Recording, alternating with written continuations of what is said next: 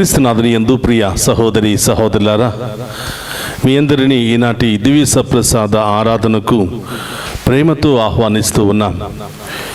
ఈ ఆరాధనలో పాలు పంచుకుంటున్న మీ అందరినీ ఆ దేవాతి దేవుడు హేరాళముగా దీవించాలని, మీ కుటుంబంలో ఉన్నటువంటి చీకటి, బాధలు, శ్రమలు, ఇబ్బందులు, వ్యాధులు, అన్ని బంధకాల నుండి దేవుడు సంపూర్ణ విడుదల మీకు దయచేయాలని, మన హృదయంలో ఉన్నటువంటి చీకటిని, మన కుటుంబంలో ఉన్నటువంటి చీకటిని తొలగించుకుంటూ ఆ గొప్ప దేవుని యొక్క దీవెనలను స్వీకరిద్దాం. అందరూ కూడా మోకరించండి. ఆ గొప్ప దేవుని ముందు సాష్టాంగపడి మీ యొక్క బాధలు, వ్యాధులు అన్నీ కూడా ప్రభు పాదాల చెంత ఉంచండి.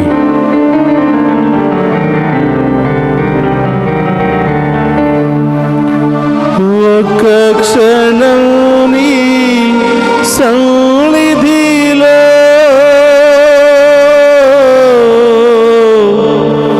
ఉండుట ఎంతో ఆనందదాయకమే.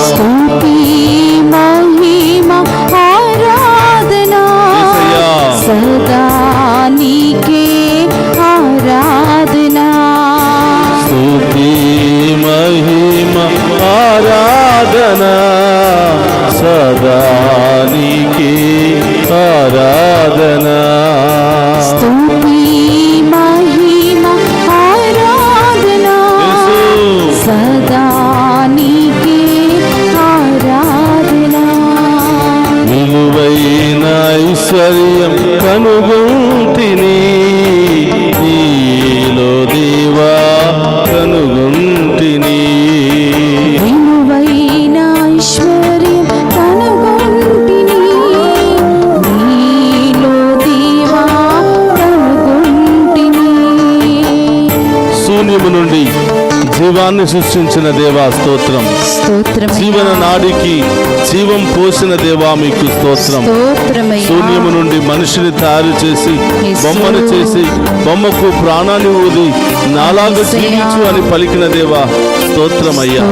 ఈరోజు జీవము కలిగిన బిడ్డలముగా మీ ప్రియమైన బిడ్డలుగా మేము ఆరాధిస్తున్నాము దేవా. మీ సన్నిధిలో ఉండి ప్రభా మేము స్తుతిస్తున్నాము తండ్రి. మేము ఆరాధించే బిడ్డలుగా మమ్మ దీవించండి ప్రభా. మీ అందు భయభక్తులు కలిగిన బిడ్డలుగా మమ్మ దీవించండి ప్రభా. ఈ ఆరాధన యోగ్యతను మాకు దయచేయండి ప్రభా అని గొప్ప దేవుని వేడుకుందాం. స్తోత్రమయ్యా.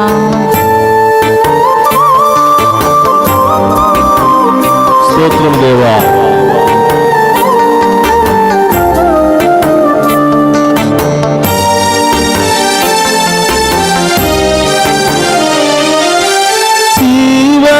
నాడికి జీవము పోసిన జీవనదాత నీవే కదా.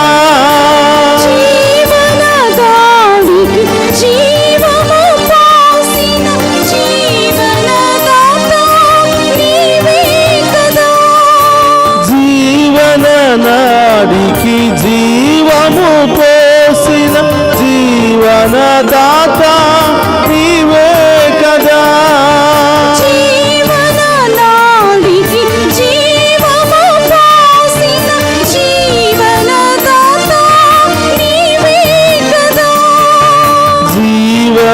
నావను తీరము చేసే జీవన నావిక నీవే కదా.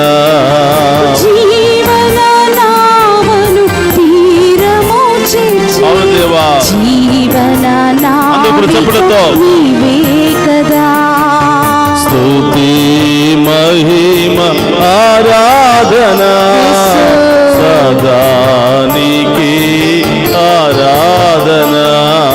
స్తుతి మహిమ ఆరాధన సదా నీకే ఆరాధన.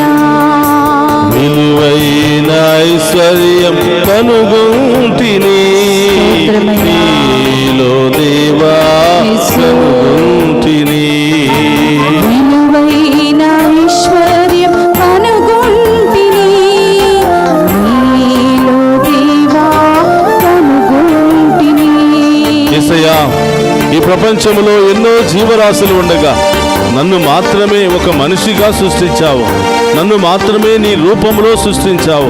నన్ను మాత్రమే నీ బిడ్డగా సృష్టించావు ప్రభా. నీకు స్తోత్రమయ్యా. అయినా కూడా ఈ లోకపు పాపములో పడి ఈ లోక వ్యసనాల్లో పడి నీవిచ్చినటువంటి అందమైన రూపాన్ని పాడు చేసుకుంటున్నాను ప్రభా. నీవిచ్చినటువంటి అందమైన హృదయాన్ని ఈ యొక్క రూపాన్ని కోల్పోతున్నాను ప్రభా. మీ యొక్క ఉన్నతమైనటువంటి శక్తితో మమ్మల్ని దీవించండి ప్రభా. మీ ఉన్నతమైన కరుణతో నన్ను కాపాడండి ప్రభా. మరొకసారి మీ సన్నిధిలో చేరి నిన్ను ఆరాధించే యోగ్యతను మాకు దయచేయమని, మీ విలువైన సమయాన్ని పొందుకునే భాగ్యాన్ని మాకు దయచేయమని వేడుకుంటున్నాం ప్రభా. ఈ ఆరాధనలో పాలు పంచుకున్న బిడ్డలందరినీ దీవించండి ప్రభా. వీరి కుటుంబాలను దీవించండి ప్రభా. ఈ కుటుంబంలో ఉన్న బాధలను, ఒంటరితనాన్ని, ఈ కుటుంబంలో ఉన్నటువంటి శోధనలను, వ్యాధులను, ఆటంకాలను, అన్ని రకాల దుష్ట శక్తుల నుండి ప్రభా విడుదల ఈ బిడ్డలకు దయచేయమని ప్రార్థిస్తున్నాం దేవా.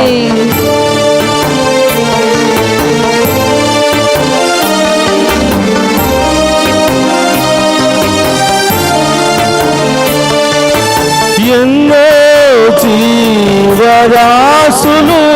ఉండగా నన్ను నీ బిడ్డగా సృష్టించితివి.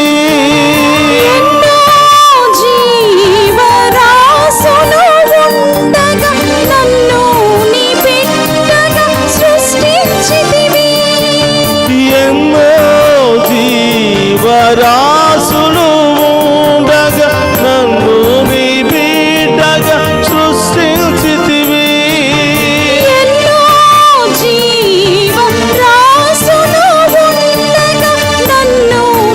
బిడ్డగా సృష్టించితివి. పాపములో పడిపోయిన నన్ను ప్రాణమునిచ్చి రక్షించితివి. పాపములో పడిపోయిన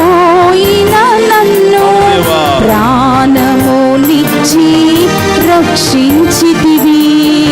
స్తుతి మహిమ ఆరాధన స్తోత్రమయ్యా. సదా నీకే ఆరాధన. స్తుతి మహిమ ఆరాధన సదా నీకే ఆరాధన. స్తుతి మహిమ ఆరాధన సదా నీకే ఆరాధన. స్తుతి మహిమ ఆరాధన సదా నీకే ఆరాధన. విలువైన ఐశ్వర్యం కనుగొంటిని నీలో దేవా కనుగొంటిని. విలువైన ఆరాధిద్దామా? కనుగొంటిని ఆమేన్. నీలో దేవా కనుగొంటిని. ఒక్క క్షణం నీ సన్నిధిలో ఉండుట ఎంతో ఆనందదాయకమే. ఒక్క క్షణం నీ సన్నిధిలో ఉండుట ఎంతో ఆనందదాయకమే. స్తుతి మహిమ ఆరాధన సదా నీకే ఆరాధన. స్తుతి మహిమ ఆరాధన యేసయ్యా. సదా నీకే తమ్ముడితో. ఆరాధన.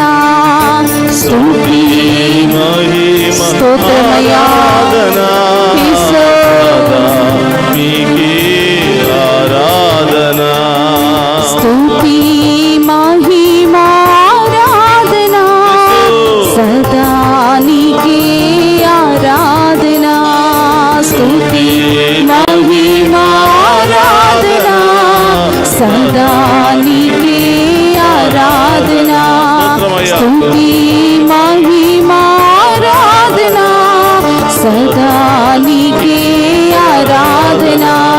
స్తుతి మహిమ ఆరాధన సదా నీకే ఆరాధన. స్తుతి మహిమ ఆరాధన సదా నీకే ఆరాధన.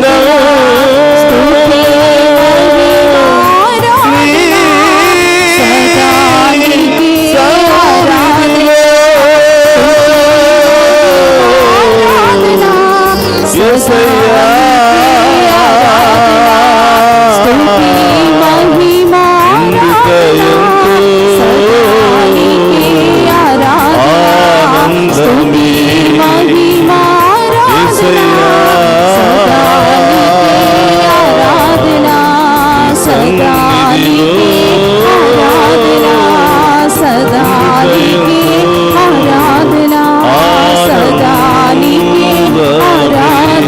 యేసయ్యా. రెండు చేతులు పైకి లేపి ఆరాధిద్దామా?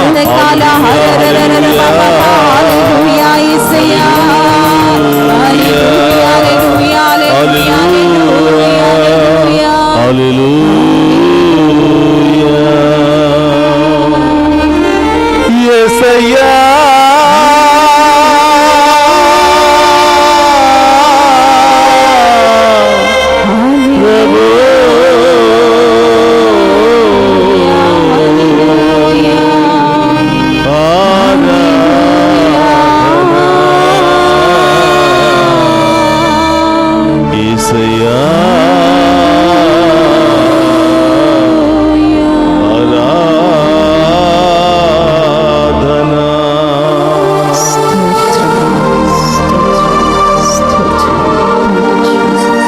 మమ్ము సదా కరుణిస్తూ కాచి కాపాడుతున్నటువంటి ప్రభువా మీకు స్తోత్రమయ్యా. స్తోత్రం దేవా.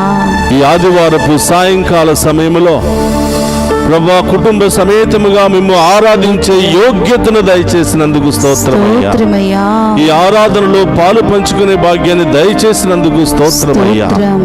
ఎవరికి లేనటువంటి గొప్ప అవకాశాన్ని నాకు నా కుటుంబానికి కల్పించినందుకు స్తోత్రమయ్యా.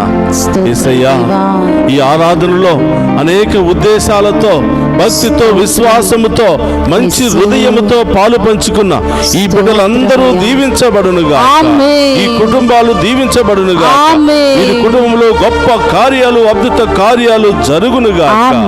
యేసయ్యా, ఈ ఆరాధనలో పాలు పంచుకుంటున్న ఏ ఒక్క బిడ్డను కూడా వట్టి చేతులతో వదిలిపెట్టకుండా ప్రతి ఒక్క బిడ్డపై మీ దీవుల వర్షాన్ని కుమ్మరించి వారి విశ్వాసాన్ని బలపరిచి వారి బంధకాలను తొలగించి వారి వ్యసనాలను తొలగించి వారి పాత జీవితపు పాపపు జీవితాన్ని తొలగించి నూతనమైనటువంటి బిడ్డలుగా మార్చమని వేడుకుంటున్నాం. మీ నూతనకరమైన ఆత్మతో అభిషేకించమని, నూతనమైన కార్యాలు అనుభవించే కృపను ఈ బిడ్డలకు దయచేయమని వేడుకుంటున్నాం. ప్రియ సహోదరి సహోదరులారా, అందరికీ 2 చేతులు జోడించండి. ఆ ప్రభువు ముందు మోకరించిన మీరు అడగండి, ఏం కావాలని వచ్చారో, ఏం పొందుకోవాలని వచ్చారో ఆ ప్రభువును అడగండి. తప్పకుండా ఆ గొప్ప దేవుడు మనందరినీ కూడా వెలుగుతో నింపబోతున్నాడు. మన చుట్టూ మనలో ఉన్నటువంటి చీకటిని తొలగించబోతున్నాడు. అందరూ కూడా మోకరిద్దాం. ఆ గొప్ప దేవుని మరొక్కసారి ఆరాధించి మహిమపరుచుకుందాం. పరిశుద్ధ పరమదీయ సప్రసాదమునకు సదాకాలము ఆరాధనీయ స్తుతి స్తోత్రము నమస్కారములు కలుగునుగాక. పరిశుద్ధ పరమదీయ సప్రసాదమునకు సదాకాలము ఆరాధనీయ స్తుతి స్తోత్రము నమస్కారములు కలుగునుగాక. పరిశుద్ధ పరమదీయ సప్రసాదమునకు సదాకాలము ఆరాధనీయ స్తుతి స్తోత్రము నమస్కారములు కలుగునుగాక. క్రీస్తునాథుని యందు ప్రియ సహోదరి సహోదరులారా, కొన్ని నిమిషాల పాటు వాక్యాన్ని ధ్యానం చేద్దాం. అందరూ కూడా వాక్యాన్ని విని విశ్వాసాన్ని బలపరుచుకోవడానికి ప్రయత్నం చేద్దాం. మత్తయి శుభవార్త 8వ అధ్యాయము పవిత్ర వచనములు 1 నుండి 4వ వచనం వరకు ధ్యానం చేద్దాం. బోధను ముగించి పర్వతము పైనుండి దిగి వచ్చిన యేసును గుంపులు గుంపులుగా జనులు వెంబడించిరి. ఆ సమయమున కుష్ఠరోగి ఒకడు వచ్చి ప్రభు ముందు మోకరించి, ప్రభు, నీకు ఇష్టమైనచో నన్ను శుద్ధిని చేయగలవు అని పలికెను. అంతటా యేసు తన చేయి చాపి అతనిని తాకి, నాకిష్టమే, నీకు శుద్ధి కలుగునుగాక అని పలికెను. వెంటనే వాని కుష్ఠము పోయి వాడు శుద్ధుడాయెను. యేసు అతనితో, ఈ విషయమును ఎవరితోనూ చెప్పవలదు. నీవు వెళ్ళి అర్చకునకు కనిపింపుము. నీ స్వస్థతను వారికి నిరూపించుటకై మోషే ఆజ్ఞానుసారము కానుకను సమర్పింపుము అని పలికెను. ప్రియ సహోదరి సహోదరులారా, ఈరోజు ఒక కుష్ఠరోగి ఎంతో బాధతో, ఎంతో వేదనతో యేసు ప్రభు దగ్గరికి ఎలా వచ్చాడు, ఏమని ప్రాధేయపడుతూ ఉన్నాడు, దానికి బదులుగా యేసు ప్రభు చెప్పినటువంటి సమాధానం ఏమిటి అని ఒక్కసారి క్లుప్తముగా ధ్యానం చేయడానికి ప్రయత్నం చేద్దాం. ప్రియ సహోదరులారా, ఈనాటి ఈ యొక్క పఠనము ద్వారా, ఈ సువిశేష ధ్యానాంశము ద్వారా దేవుడు మనందరికి ఇస్తున్నటువంటి గొప్ప అభయం ఏమిటంటే, మీలో బాధలున్నాయా, మీలో సమస్యలున్నాయా, మీలో వ్యాధులున్నాయా, వాటన్నిటినీ తొలగించటం నాకు ఇష్టమే అని ప్రభువు తెలియచేస్తూ ఉన్నాడు. మరి ఆయన దగ్గరికి వెళ్ళి మనకున్నటువంటి బాధలను బట్టి, వ్యాధులను బట్టి, బలహీనతలను బట్టి ఆయన యొద్దకు వెళ్ళి ప్రాధేయపడడానికి, ఆయన సన్నిధిలో కొంత సమయాన్ని గడపడానికి, ఆయనతో కొంత సమయాన్ని గడపడానికి మనకిష్టమేనా అనేది మనమందరం కూడా ఆత్మపరిశీలన చేసుకోవాలి. ప్రియ సహోదరులారు, చూడండి, ఒక కుష్ఠరోగి యేసు ప్రభువును ప్రాధేయపడుతూ ఉన్నాడు. ఇక్కడ వాక్యం ఏమని చెప్తుంది అంటే, యేసును గుంపులు గుంపులుగా జనులు వెంబడించి ఉండిరి. యేసు ప్రభు ఎక్కడికి వెళ్ళినా ఆయన చేస్తున్నటువంటి అద్భుతాలను చూసి, ఆయన చేస్తున్నటువంటి గొప్ప కార్యాలను చూసి ప్రజలు ఎంతగానో విశ్వాసంలో బలపడి ఆయనను చూడాలనే తపనతో, ఆయనను చూస్తే చాలు రోగాలు పోతాయన్న విశ్వాసముతో, ఆయన తాకితే చాలు, ఆయన స్వరం వింటే చాలు, ఆయన గాలి తగిలితే చాలు మనలో ఉన్నటువంటి వ్యాధులన్నీ తొలగిపోతాయనే తపనతో ప్రజలు గుంపులు గుంపులుగా వెళుతూ ఉన్నారు. ఆ సందర్భంలో ఆ జనాల మధ్యలో నుంచి ఒక వ్యక్తి భయముతో వణుకుతూ బాధతో వేదనతో యేసు ప్రభు దగ్గరికి వచ్చి వాక్యం ఏమని చెప్తుందంటే, ప్రభు ముందు ఆయన మోకరించి, ప్రభు నీకు ఇష్టమైనచో నన్ను శుద్ధిని చేయగలవు అని ప్రాధేయపడెను. ఎందుకు కుష్ఠరోగి నీకు ఇష్టమైతే అయ్యా నాలో ఉన్నటువంటి ఈ కుష్ఠరోగాన్ని తొలగించు అని ప్రాధేయపడుతూ ఉన్నాడు.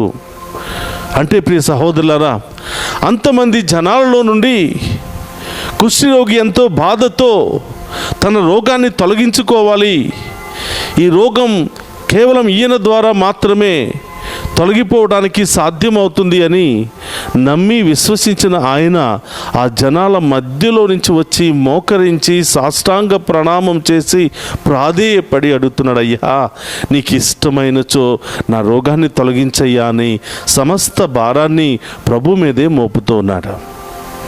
ఎందుకు ఈ మాట అన్నాడు అంటే, ఆ రోజుల్లో ప్రియ సహోదరులారా, కుష్ఠి రోగులను ఒక అంటరాని వ్యక్తులుగా భావించేవాళ్ళు, పాపానికి గురి అయినటువంటి బానిసలుగా గుర్తించేవాళ్ళు. కుష్ఠి రోగం అంటే అది శాపముగా భావించేవాళ్ళు. కుష్ఠి రోగులను పాపాత్ములుగా, ఒక పశువుల్లాగా వాళ్ళని ట్రీట్ చేస్తూ ఉండేవాళ్ళు.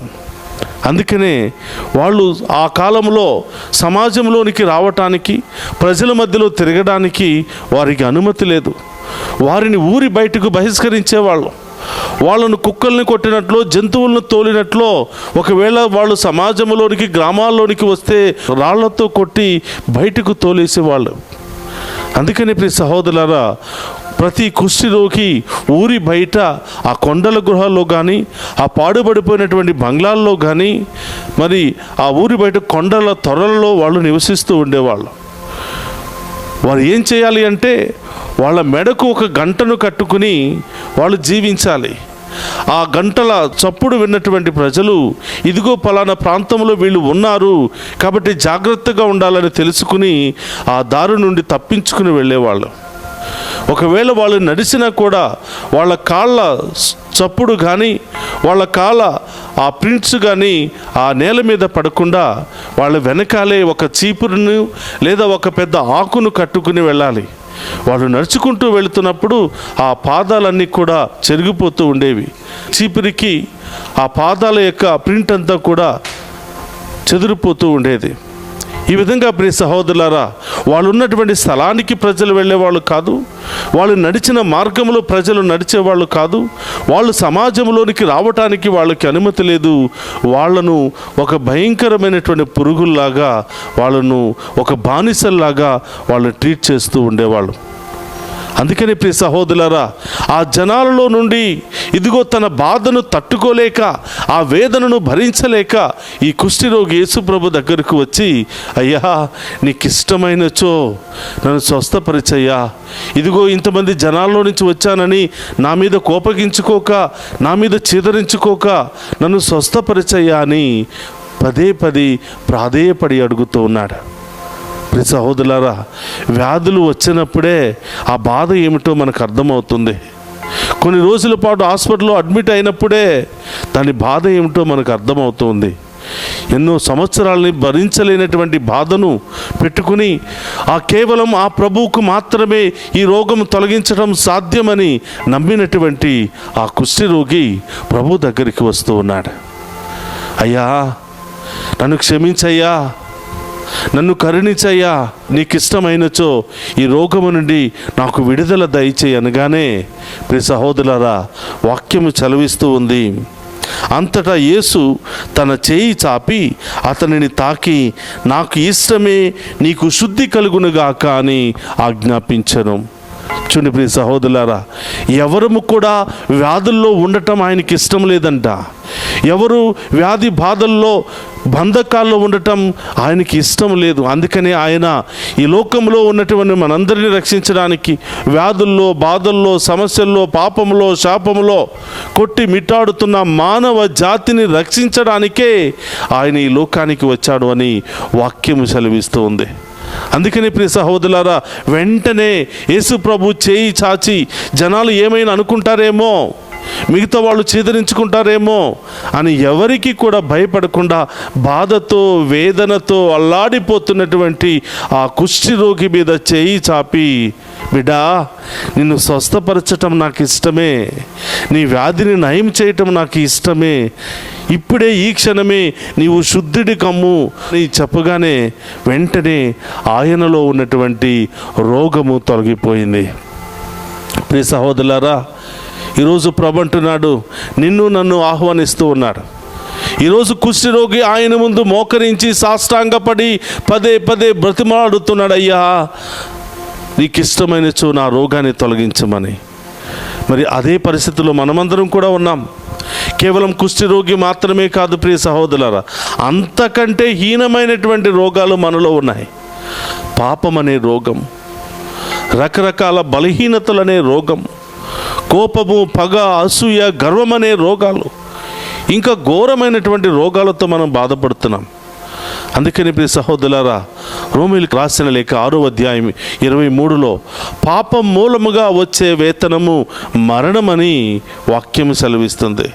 ఇదిగో ఈ రకరకాల పాపాలకు గురి అయి మనం రోగాలను కొని తెచ్చుకుంటున్నాం. ప్రియ సహోదరులారా, మనిషిని పట్టి పీడిస్తున్నటువంటి రోగాలలో 3 భయంకరమైనటువంటి రోగాలు. నెంబర్ 1, పాపము అనే ఒక రోగము, భయంకరమైనటువంటి రోగం. అనేక రకరకాల పాపాల మూలముగా మనం లేనిపోని సమస్యలను కొని తెచ్చుకుంటున్నాం. ఇక 2వది రోగం, రకరకాల రోగాలు, శారీరక రోగాలు, మానసిక రోగాలు, శారీరక గాయాలు, మానసిక గాయాలు. ఇక్కడ ఉన్నటువంటి మనందరిలో రకరకాల రోగాలు ఉన్నాయి. శారీరకంగా మంచిగా ఉంటే మానసికమైన రోగాలు మనల్ని పట్టి పీడిస్తూ ఉన్నాయి. ఏదో ఒక కొరత, ఏదో ఒక బాధ, చెప్పుకోలేనటువంటి బాధలు, ఎంత చెప్పుకున్నా కూడా తీరలేనటువంటి బాధలు మనలో ఉన్నాయి. ఇక 3వ రోగము లేదా 3వ సమస్య పేదరికము. పేదరికము ద్వారా అనేకమైనటువంటి బాధలు అనుభవిస్తూ ఉన్నాం. పేదరికము ద్వారా అనేకమైనటువంటి బాధలు, వేదనలు అనుభవిస్తూ ఉన్నాం. పేదరికము ద్వారా మానసికమైన బాధలు, పేదరికము ద్వారా శారీరకమైనటువంటి బాధలు, పేదరికము ద్వారా రకరకాల బాధలు, రకరకాల సమస్యలు వస్తూ ఉన్నాయి.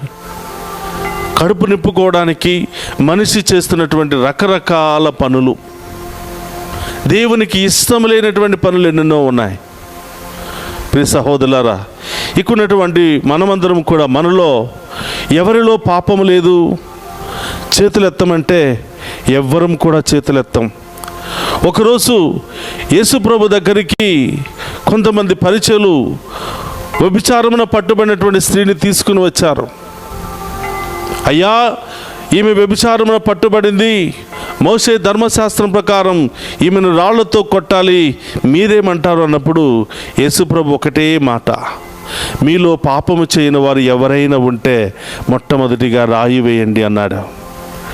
ఒక్కరు కూడా రాయి వేయకుండా అందరూ రాళ్ళు కింద పడవేసి వెళ్ళిపోయారు. అంటే ప్రతి ఒక్కరిలో ఏదో ఒక పాపం ఉందని వారికి తెలుసు. అలాగే ఎక్కున్నటువంటి మనందరిలో కూడా ఏదో ఒక పాపం, ఏదో ఒక పాపపు ఆలోచన, ఏదో ఒక సమస్య మనలో ఉంది. అందుకని కొన్నిసార్లు మనం దీవెనలను పొందుకోలేకపోతూ ఉన్నాం. దేవుని యొక్క ఆశీర్వాదాన్ని మనం పొందుకోలేకపోతున్నాం. అందుకని ప్రభు అంటున్నాడు మత్తయి సువార్త 11వ అధ్యాయం 28లో, భారముచే అలసి సొలసి ఉన్న ఓ నా బిడ్డలారా నా యొద్దకు రండి అంటున్నాడు.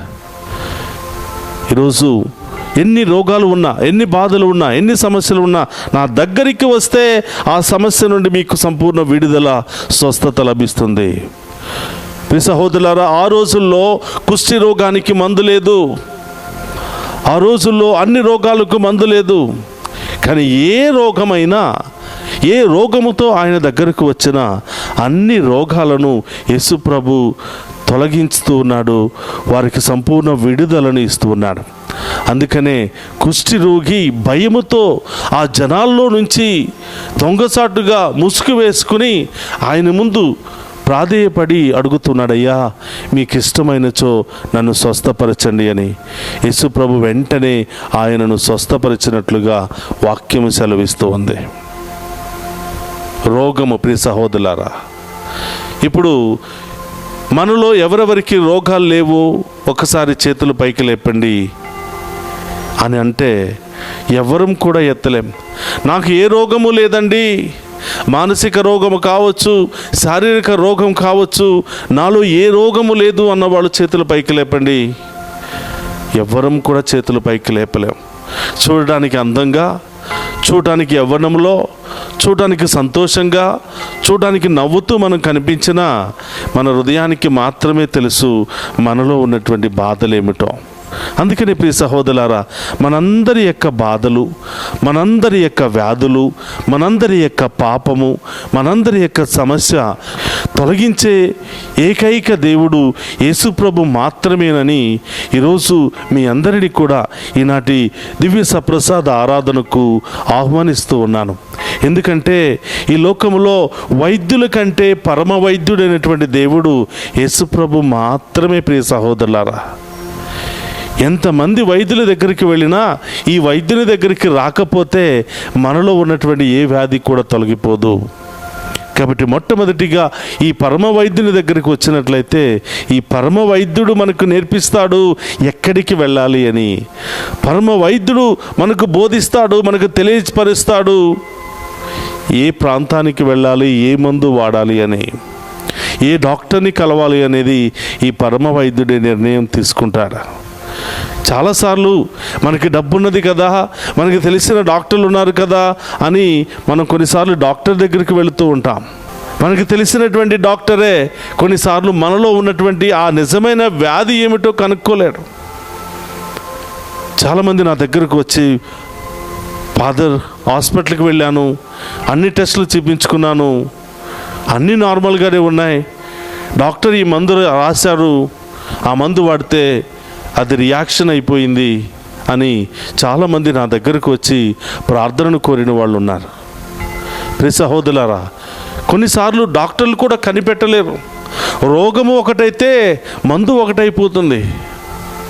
అందుకనే డాక్టర్ దగ్గరికి వెళ్ళడానికంటే ముందుగా డాక్టర్ని సృష్టించినటువంటి దేవుడు, వైద్యాన్నే సృష్టించినటువంటి దేవుడు, మందులనే కనిపెట్టినటువంటి దేవుడైనటువంటి పరమ వైద్యుడైనటువంటి యేసు ప్రభు దగ్గరకు వస్తే ఆయన మనల్ని గైడ్ చేస్తూ ఉంటాడు. ఆయన మనల్ని దీవిస్తూ ఉంటాడు. ఆయన ఈ లోకంలో ఉన్నటువంటి కొంతమంది మనుషుల ద్వారానే మనకు సహాయాన్ని అందచేస్తూ ఉంటాడు.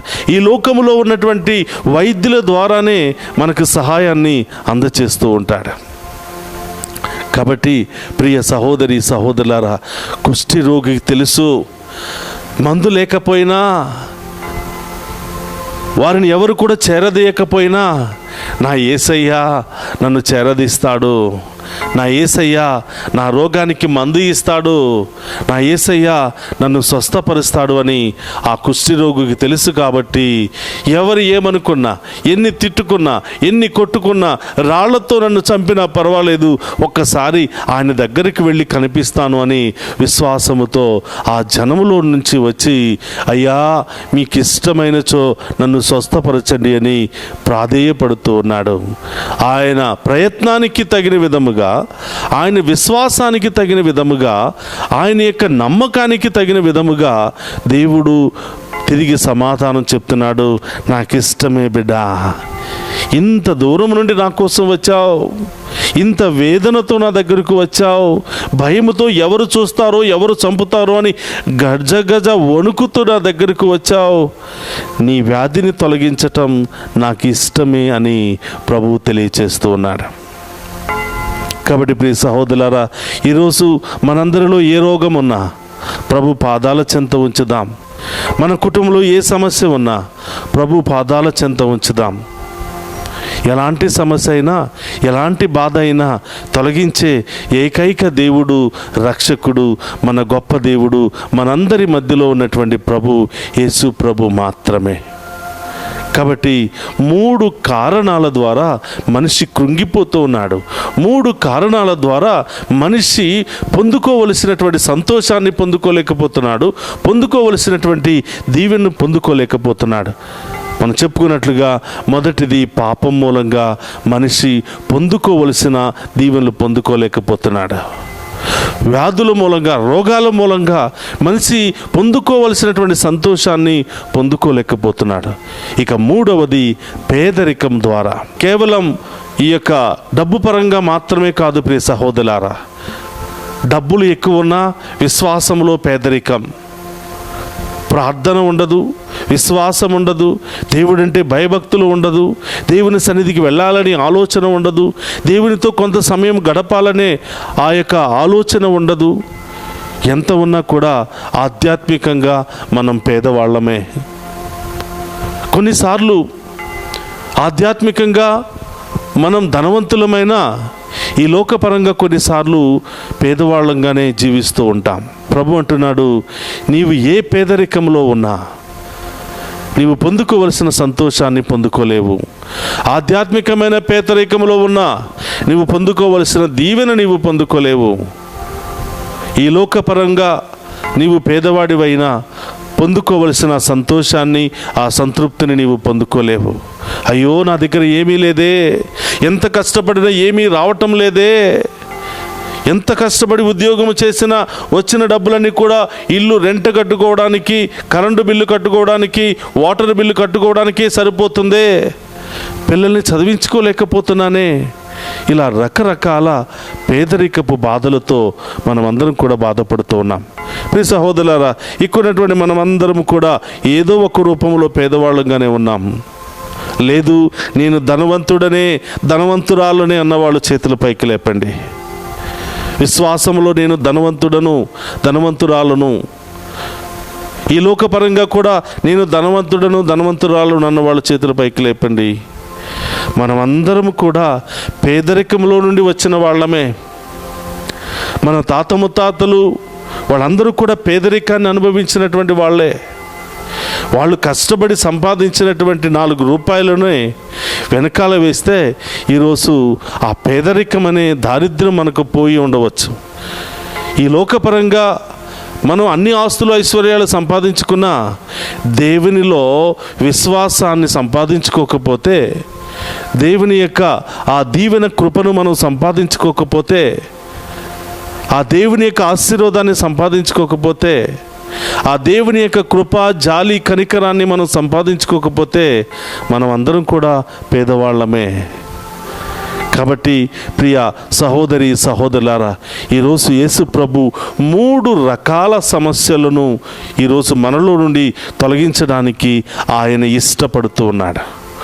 3 రకాల వ్యాధులను మనలో నుండి పూర్తిగా తొలగించి మనల్ని శుద్ధి చేయడానికి ఆయన ఇష్టపడుతున్నాడు. 3 రకాల భయంకరమైనటువంటి ఈ సమస్యల నుండి విడుదల దయచేయడానికి ఆయన ఇష్టపడుతున్నాడు. మరి మనం దానికి సిద్ధముగా ఉన్నామా? ఆ 3 రకాల వ్యాధుల నుండి తొలగించుకోవడానికి మనం సిద్ధముగా ఉన్నామా? ఆత్మపరిశీలన చేసుకోవాలి ప్రియ సహోదరి సహోదరులారా.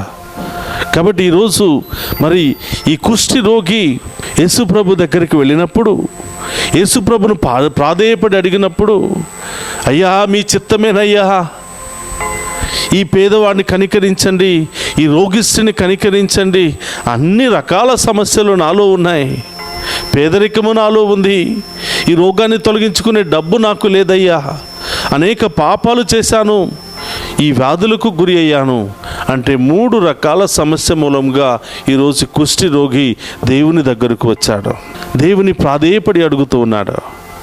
ప్రియ సహోదరు గమనించండి, వెంటనే యేసు ప్రభు చేయి చాచి, నాకు ఇష్టమే బిడ్డ, ఇప్పుడు వరకు ఎలా జీవించినా, ఇప్పుడు వరకు ఏ పరిస్థితిలో నీవున్నా, పాపమనే రోగములో ఉన్నా, వ్యాధులనే రోగములో ఉన్నా, పేదరికమనే రోగములో ఉన్నా, నేను ఈరోజు నిన్ను తాకి స్వస్థపరచటం నాకు ఇష్టమే. అదే బంధకాల్లో ఉండొద్దు, అదే పాపములో నీవు ఉండొద్దు, అదే బలహీనతలో నీవు ఉండొద్దు, లే బిడ్డ అని ప్రభు ఈరోజు ఆ కుష్టి రోగికి విడుదల ఇస్తూ ఉన్నాడు. కుష్టి రోగికి సంపూర్ణ స్వస్థత ఇస్తూ ఉన్నాడు. గమనించండి ప్రియ సహోదరులారా, అంతకుముందు కూడా మనం చాలాసార్లు ధ్యానం చేశాం. 10 మంది కుష్టి రోగులు యేసు ప్రభు దగ్గరకు వస్తే ఒక్కడు మాత్రమే తిరిగి వచ్చి కృతజ్ఞతలు తెలియచేశాడంట. ఆ రోజుల్లో కుష్టి రోగికి మందు లేదు, ఒకే ఒక్క మందు యేసు ప్రభు యొక్క జాలి, కనికరం, యేసు ప్రభు యొక్క తాకిడి. అది కేవలం యేసు ప్రభు ద్వారా మాత్రమే సాధ్యమని నమ్మిన ఈ కుష్ఠరోగి వచ్చాడు, స్వస్థత పొందుకుని వెళ్ళాడు. ఇక 3వది ధ్యానం చేస్తే, మొదటిది కుష్ఠరోగి యేసు ప్రభు దగ్గరికి రావటం, 2వది యేసు ప్రభు నాకు ఇష్టమే, నీవు శుద్ధుడు కమ్ము అని ఆజ్ఞాపించటం, ఆయన రోగాన్ని తొలగించటం. ఇక 3వది యేసు ప్రభు చెప్తున్నటువంటి మాటలు, ఈ విషయము నువ్వు ఎవరికి చెప్పవద్దు, యాజకుల దగ్గరికి వెళ్ళి కనిపింపుము, యాజకుల దగ్గరికి వెళ్ళి కనిపింపుము, నీవు పొందుకున్నటువంటి ఈ స్వస్థతకు, నీవు పొందుకున్నటువంటి ఈ యొక్క గొప్ప కార్యానికి బదులుగా దేవాలయానికి వెళ్ళి కానుకలు సమర్పించుకొనుము. ఎందుకు అన్నాడంటే ప్రియ సహోదరులారా, మోషే ధర్మశాస్త్రం ప్రకారము 2 విధాలుగా కానుకలు సమర్పిస్తారు లేదా బలులు సమర్పిస్తూ ఉంటారు. ఏమిటి 2 విధాలుగా అంటే, ఒకటి పాపం మూలముగా, పాపము చేస్తే, అన్యాయం చేస్తే దేవా నన్ను కరుణించు అని బలులు సమర్పించి దేవుని యొక్క దీవెనలు కోరుతూ ఉంటారు. దీనినే పాప పరిహారపు బలులు అని మనం అంటూ ఉంటాం. అందుకని చాలాసార్లు మనం దివ్య పూజా బలులు సమర్పిస్తూ ఉంటాం. మనం చేసినటువంటి పాపాన్ని క్షమించమని, మనం చేసినటువంటి పాపము శాపముగా మన మీదను మన బిడ్డల మీద పడకుండా దాన్ని పరిహరించు ప్రభు అని దేవుని యొక్క సహాయాన్ని కోరుతూ ఉంటాం. ఇక 2వది దేవుడు చేసిన మేలులకు, మనం పొందుకున్నటువంటి మేలులకు గాను, పొందుకున్నటువంటి కృపావరాలకు గాను, పొందుకున్నటువంటి యొక్క ఉన్నతమైనటువంటి స్థితికి గాను కృతజ్ఞత బలి లేదా కృతజ్ఞత కానుక. అందుకని ప్రభు అంటున్నాడు, నీవు స్వస్థత పొందుకున్నావు కదా, మోసే ధర్మశాస్త్రం ప్రకారం యాజకుల దగ్గరికి వెళ్ళి కనిపించి దేవాలయంలో కానుకలు సమర్పించుకో. కృతజ్ఞతకు, ఈ యొక్క స్వస్థతకు గుర్తుగా, ఈ వ్యాధి నీలో నుంచి తొలగిపోయిందనే గుర్తుగా దేవాలయానికి వెళ్ళి కానుకలు సమర్పించుకో అని ప్రభు తెలియచేస్తూ ఉన్నాడు. కాబట్టి ప్రియ సహోదరి సహోదరులారా, దేవుని చేత పొందుకున్న ప్రతి మేలుకై మనం కృతజ్ఞత తప్పకుండా చెల్లించాలి. దేవుని ద్వారా పొందుకున్నటువంటి ప్రతి మేలుకై దేవుని తప్పకుండా స్తుతించి కృతజ్ఞత కానుకలు సమర్పించుకోవాలి. చాలాసార్లు మొక్కుబడులు చేసుకుంటాం. అయ్యా, నేను ఈ రోగము నుండి ఎన్నో సంవత్సరాల నుంచి బాధపడుతూ ఉన్నాను, నా రోగాన్ని తొలగిస్తే అయ్యా నీ సన్నిధికి వచ్చి ఈ కానుక సమర్పించుకుంటాను లేదా ఈ వస్తువు సమర్పించుకుంటాను అని ఆ రోగముతో వ్యాధితో బాధపడుతున్నప్పుడు ఆ బాధ భరించలేక ఏదేదో మాట్లాడుతూ ఉంటాం.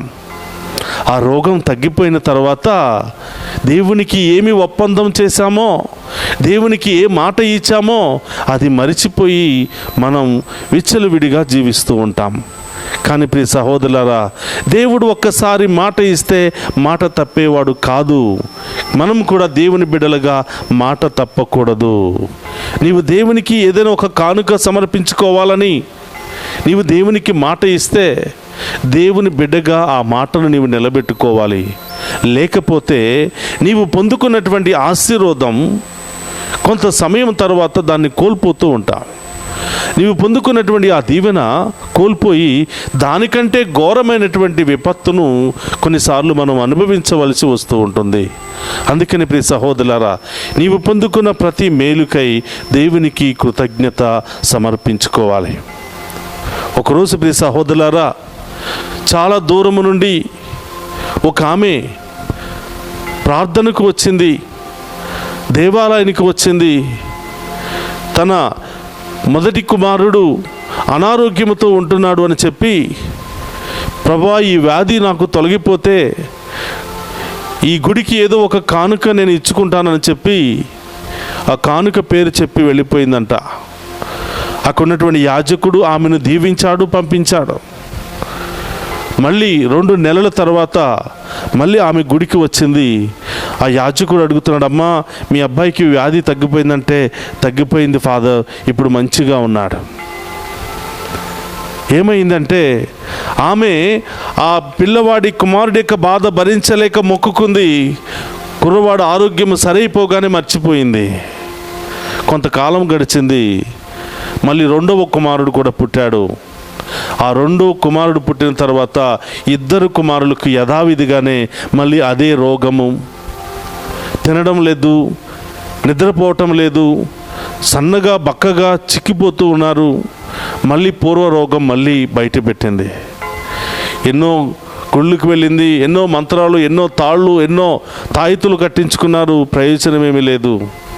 మళ్ళీ తిరిగి సన్నిధికి వస్తే ఆ విచారణ గురువు మారిపోయాడు. ఇంకొక గురువు ఆమె మీద చేతులు పెట్టి ప్రార్థిస్తూ ఉండగా దేవుడు ఆయనకు గుర్తు చేశాడు. ఆ ప్రార్థన అయిపోయిన తర్వాత ఆ గురువు అంటున్నాడు, అమ్మా నీవు ఎప్పుడైనా ఈ గుడిలో ఏదైనా మొక్కుకున్నావా అని అన్నప్పుడు వెంటనే ఆమె కొన్ని సంవత్సరాల క్రితం మొక్కుకున్నటువంటి మొక్కుబడి గుర్తుకు వచ్చి, అయ్యా నేను పాపినయ్యా అని ఆయన కాళ్ళ మీద పడి, నేను ఇస్తానన్నటువంటి మొక్కును ఇవ్వలేదు, అందుకనే నా బిడ్డలకు ఈ శాపము తగిలింది అని ఏడుస్తూ వెంటనే ఆ కానుకను సమర్పించుకుంది. ఆ తర్వాత 2 బిడ్డలు కూడా కొన్ని నెలలకు యథావిధిగా మామూలుగా అయిపోయారు, స్కూలుకు వెళ్ళడం ప్రారంభించారు. కాబట్టి ప్రియ సహోదరి సహోదరులారా, దేవునికి ఏదైనా మాట ఇస్తే తప్పకుండా అది పాటించడానికి మనం అందరం కూడా ప్రయత్నం చేయాలి. ఎందుకంటే మన దేవుడు మనకు మాట ఇస్తున్నాడు. భారం వచ్చే అలసి సొలసి ఉన్న బిడ్డలారా నా యొద్దకు రండి అంటున్నాడు, మీకు విశ్రాంతిని ఇస్తానంటున్నాడు. మనం ఆయన దగ్గరకు వచ్చినప్పుడు విశ్రాంతిని ఇస్తున్నాడు. వ్యాధుల నుండి, బాధల నుండి, అన్ని రకాల సమస్యల నుండి విడుదల ఇస్తున్నాడు. మాట తప్పకుండా ఆయన తన వాగ్దానాన్ని నెరవేరుస్తూ ఉన్నాడు. కాబట్టి ప్రియ సహోదరులారా, ఈరోజు ఉన్నటువంటి మనందరినీ కూడా ఆ గొప్ప దేవుడు దీవించాలని, మనందరిలో ఉన్నటువంటి వ్యాధి బాధలు తొలగించాలని, ఒకవేళ తెలిసి తెలియక మనం పాపం చేస్తే వాటన్నిటిని కూడా క్షమించమని, మనలో ఉన్నటువంటి దారిద్ర్యాన్ని తొలగించమని, పేదరికాన్ని తొలగించమని, మన బలహీనతను తొలగించమని, అన్ని రకాల పాపాలను తొలగించమని, అన్ని రకాల వ్యాధులను తొలగించమని ఈరోజు ప్రత్యేకంగా మనందరి మధ్యలో ఉన్నటువంటి ఆ గొప్ప దేవుడు, ఆ పవిత్రమూర్తి, ఆ పరమ వైద్యుడు అనేటువంటి ఆ దేవుణ్ణి అడిగి వేడుకుందాం. ప్రియ సహోదరులారా, ఆ గొప్ప దేవుడు మనందరినీ దీవించడానికి, మనందరినీ తాకి స్వస్థపరచడానికి, మనందరిలో ఉన్న అన్ని రోగాలను తొలగించడానికి ఈ స్వస్థత గీతము ద్వారా దేవుడు మనందరిలో ప్రవేశించడానికి ఆయన ఇష్టపడుతున్నాడు. అందరం కూడా ఏకీభవించి ఈ యొక్క స్వస్థత ప్రార్థనలో పాలు పంచుకుని మనందరిలో ఉన్నటువంటి అన్ని రోగాలను తొలగించమని ఆ గొప్ప దేవుని వేడుకుదాం.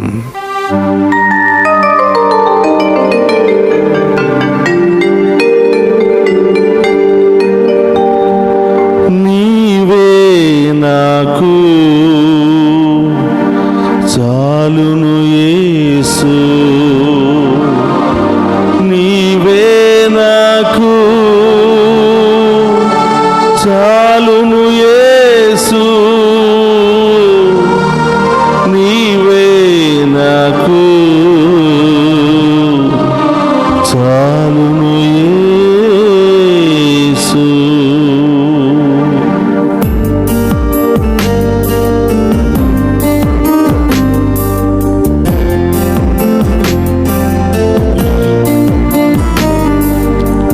చప్పట్లు కొడుతూ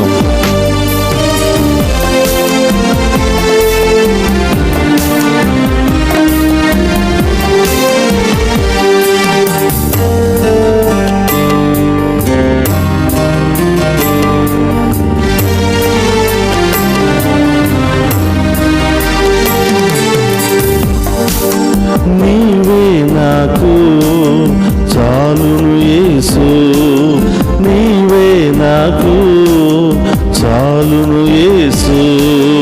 నీవే నాకు చాలును యేసు, నీవే నాకు చాలును యేసు. నీవే నాకు చాలును యేసు. నీవే నాకు చాలును యేసు. నీవే నాకు చాలును యేసు. నీవే నాకు చాలును యేసు. ప్రియ సహోదరి సహోదరులారా, ఈ లోకంలో ఉన్నటువంటి మనం సంపాదించుకున్నటువంటి బంగారము గాని, ఆస్తులు గాని, ఐశ్వర్యము గాని ఏది మనతో రాదు. మనం ఈ లోకంలో జీవిస్తున్నప్పుడు సంపాదించుకున్న మంచి క్రియలే, మంచి మాటలే, దాన ధర్మాలే మనకు పరలోకములో మనతో పాటు సాయముగా వస్తాయి. కాబట్టి ఆ పరలోకానికి సంబంధించిన వాటిని వదిలి ఈ లోకానికి సంబంధించిన వాటిని పట్టుకున్నాం. క్షమించమని దేవుణ్ణి అడుగుదాం, దీవించమని దేవుణ్ణి అడుగుదాం. నీవుంటే నాకు చాలు యేసయ్యా, నీ దీవెనలు ఉంటే చాలు యేసయ్యా అని ఆ గొప్ప దేవుని పట్టుకుని ఆరాధించి మహిమపరుచుకుందాం.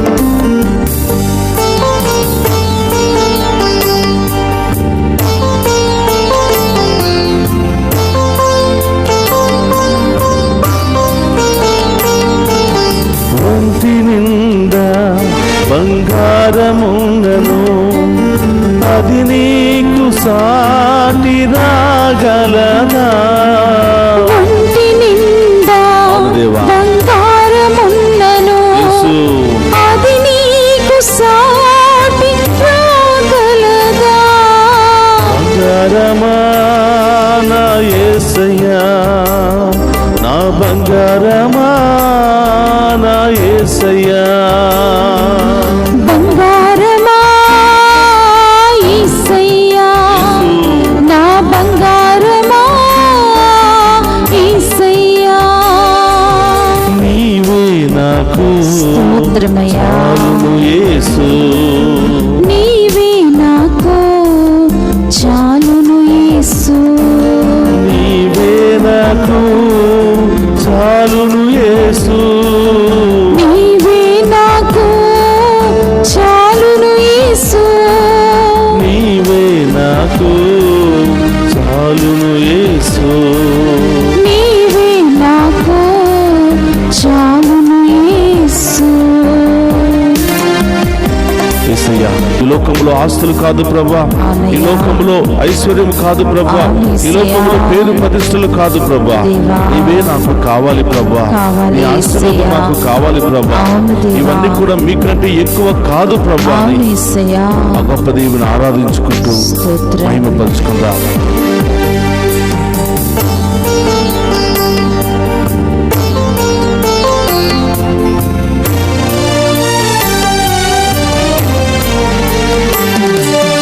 కోట్లు కోట్లుగా ధనమున్నను, అది నీకు చాటి రాగలదా?